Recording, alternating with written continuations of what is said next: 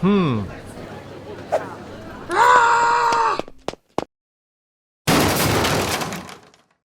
Welcome back. If you thought you'd seen the worst of this world, think again. Today, we're exploring what happens when faith is pushed to the limit and death becomes the most painful form of cleansing. Hit like, subscribe, and let's dive into the darkness right now. Sharia law is the legal and moral system of Islam. It originates from the Quran. The word Sharia literally means the clear path leading to purity. It functions as a way of life that Muslims are expected to follow.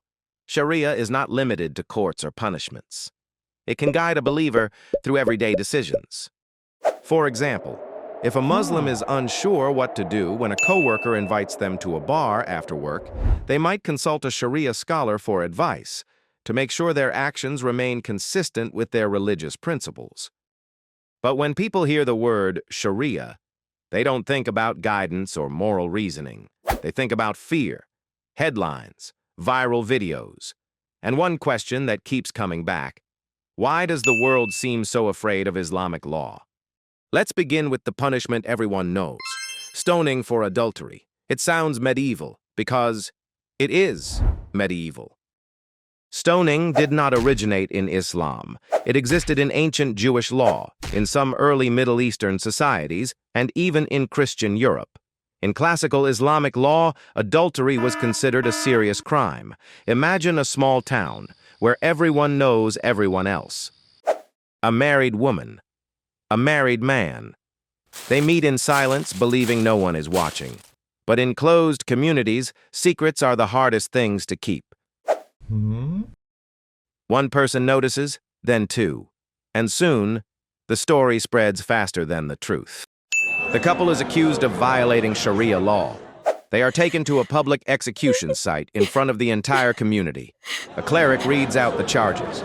Then a truck arrives, dumping a large pile of stones.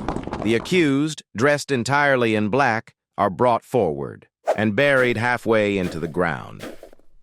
The crowd is instructed to carry out the sentence, to stone them to death. And then, the enforcers of Sharia law pick up the stones and the public execution begins. The conditions required to legally prove this crime are extraordinarily strict, almost unbelievable.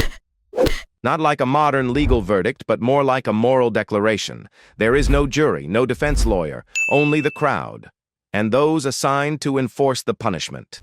These events spark intense controversy. A wave of global outrage follows, not only from the West, but from Islamic scholars themselves, from Muslim communities, and from ordinary people.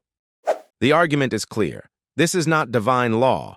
This is power wearing the costume of religion, especially under forces like the Taliban, where law follows the barrel of a gun, not the pages of a book.